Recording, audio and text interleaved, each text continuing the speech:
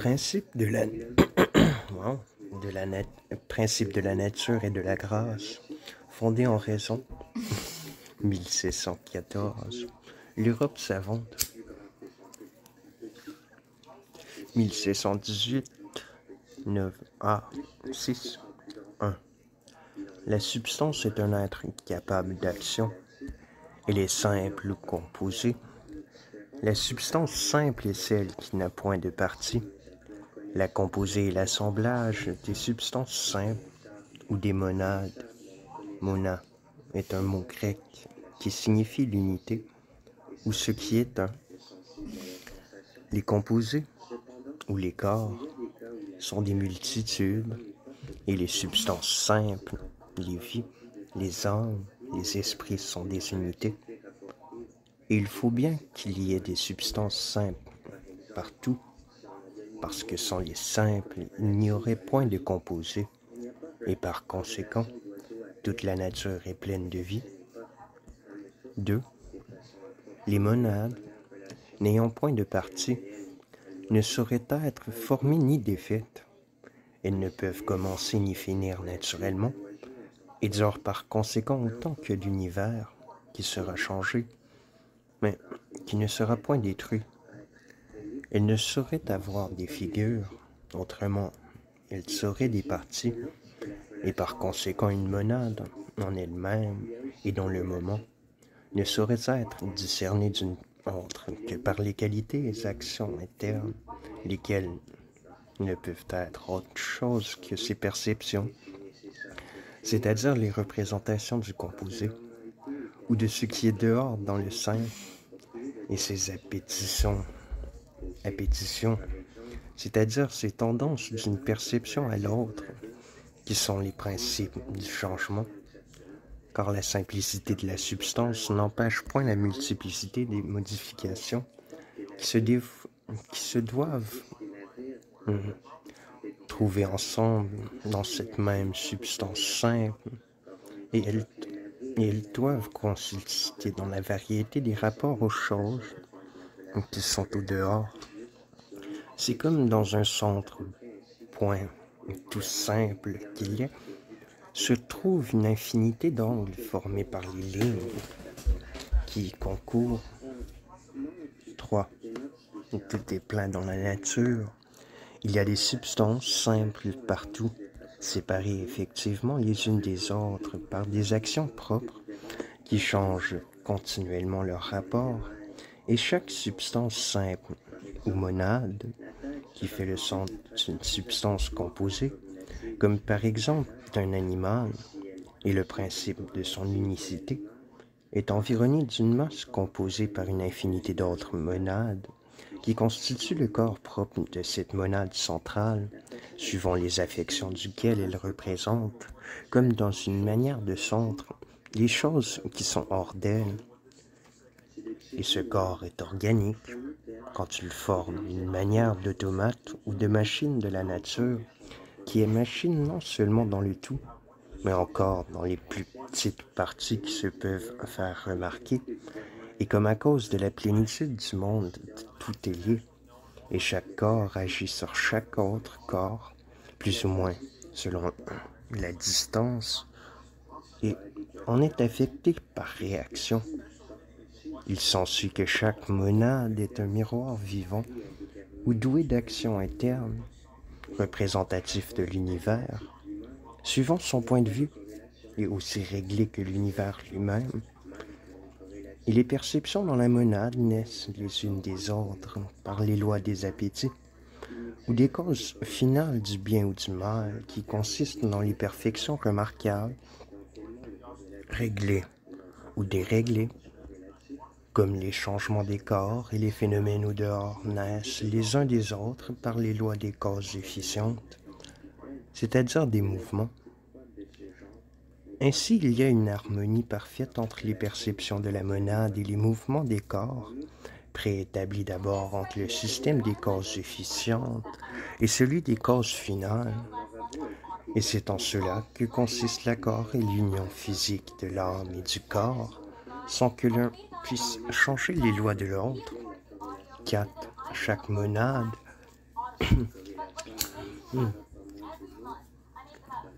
avec un corps particulier, fait une substance vivante. Ainsi, il n'y a pas seulement de la vie partout, jointe aux membres, aux organes, mais même il y en a une infinité de degrés dans les monades, les unes dominant plus ou moins sur les autres.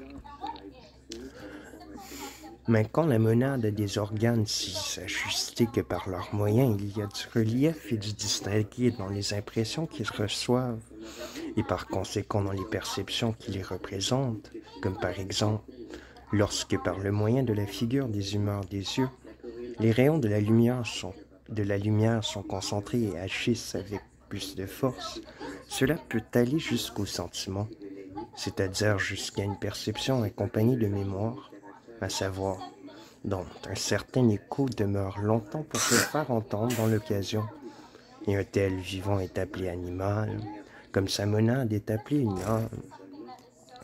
Et quand cette âme est élevée jusqu'à la raison, elle est quelque chose de plus sublime, et on la compte parmi les esprits, comme il sera expliqué tantôt. Il est vrai que les animaux sont quelquefois dans l'état de simple vivant, et leurs âmes dans l'état de simple monade, à savoir, quand leurs perceptions ne sont pas assez distinguées pour qu'on s'en puisse souvenir, comme il arrive dans un profond sommeil sans songe ou dans un évanouissement. Mais les perceptions devenues entièrement confuses se doivent développer dans les animaux par les raisons que je dirai tantôt. Ainsi, il est bon de faire distinction entre la perception, qui est l'état intérieur de la monade représentant les choses externes, et la perception qui est la conscience ou la connaissance réflexive de cet état intérieur, laquelle n'est point donnée à toutes les âmes, ni toujours à la même âme. Et c'est faute de cette distinction que les cartésiens ont manqué, en comptant pour rien les perceptions dont on ne s'aperçoit, croire aux mêmes cartésiens que les seuls esprits sont des monades, qu'il n'y a point d'âme des bêtes, et encore moins d'autres principes de vie. Et comme ils ont trop choqué l'opinion commune des hommes, en refusant le sentiment aux bêtes, ils se sont trop accommodés au contraire aux préjugés du vulgaire, en confondant l'étourdissement, qui vient d'une grande confusion des perceptions avec une mort à la rigueur où toute la perception cesserait, ce qui a confirmé l'opinion mal fondée de la destruction de quelques âmes et le mauvais sentiment de quelques esprits forts prétendus qui ont combattu l'immortalité de la nôtre. 5. Il y a une liaison dans les perceptions des animaux qui a quelque ressemblance avec la raison, mais elle n'est fondée que dans la mémoire des faits et nullement dans la connaissance des causes. C'est ainsi qu'un chien fuit le bâton dont il a été frappé, parce que la mémoire lui représente la douleur que ce bâton lui a causée. Et les hommes, en tant qu'ils sont empiriques, c'est-à-dire dans les trois quarts de leurs actions, n'agissent que comme des bêtes. Par exemple, on s'attend qu'il fera jour demain, parce qu'on l'a toujours expérimenté ainsi. Il n'y a qu'un astronome qui le prévoit par raison, et même cette prédiction manquera enfin quand la cause du jour, qui n'est point éternelle, cessera. Mais le raisonnement véritable dépend des vérités nécessaires ou éternelles, comme sont celles de la logique, des nombres, de la géométrie, qui font la connexion indubitable des idées et des conséquences immanquables. Les animaux où ces conséquences ne se remarquent point sont appelés bêtes, mais ceux qui connaissent ces vérités nécessaires sont proprement ceux qu'on appelle animaux raisonnables, et leurs âmes sont appelées esprits. Ces substances, monades, âme, esprit, en un mot, les choses et les vérités immatérielles, et c'est ce qui nous rend susceptibles des sciences ou des connaissances démonstratives. 6. Les recherches des modernes nous ont appris, et la raison la prouve, que les vivants dont les organes nous sont connus, c'est-à-dire les plantes et les animaux, ne viennent point d'une putréfaction ou d'un chaos, comme les anciens ont cru, mais de semences préformées, et par conséquent de la transformation des vivants préexistants.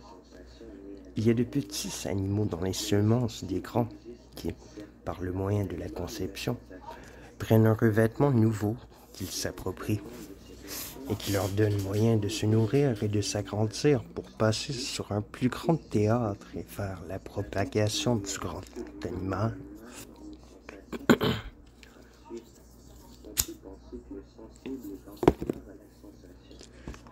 Il est vrai que les âmes des animaux spermatiques humains ne sont point raisonnables et ne le deviennent que lorsque la conception détermine ces animaux à la nature humaine. Et comme les animaux généralement ne naissent point entièrement dans la conception ou génération, ils ne périssent pas non plus entièrement dans ce que nous appelons mort, car il est raisonnable que ceux qui ne commencent pas naturellement ne finissent pas non plus dans l'ordre de la nature. Ainsi, quittant leur masque ou leur guenille, ils retournent seulement à un théâtre plus subtil, où ils peuvent pourtant être aussi sensibles et bien réglés que dans le plus grand. Il se convient de dire que quand ces animaux a encore lieu dans la génération et la mort des animaux spermatiques plus petits, à proportion desquels ils peuvent passer pour grands, car tout va à l'infini dans la nature. Ainsi, non seulement les âmes, mais encore les animaux sont ingénérables et impérissables. Ils ne sont que développés, enveloppés, revêtus, dépouillés, transformés. Les âmes ne quittent jamais tout leur corps et ne passent point d'un corps dans un autre corps qui leur soit entièrement nouveau. Il n'y a donc point de métamorphose, mais il y a métamorphose. Les animaux changent, prennent et quittent seulement des parties, ce qui arrive peu à peu et par petites parcelles insensibles, mais continuellement, dans la nutrition, et tout d'un coup, notablement, mais rarement, dans la conception ou dans la mort, qui les font acquérir ou perdre tout à la fois. 7. Jusqu'ici, nous avons parlé qu'en simple physicien.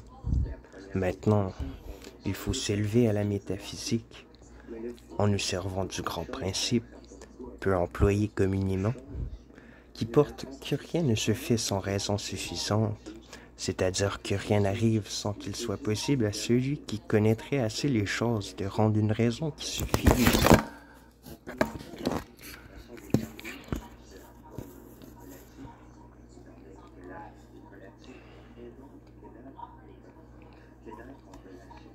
Pour déterminer pourquoi il en est ainsi, et non pas autrement.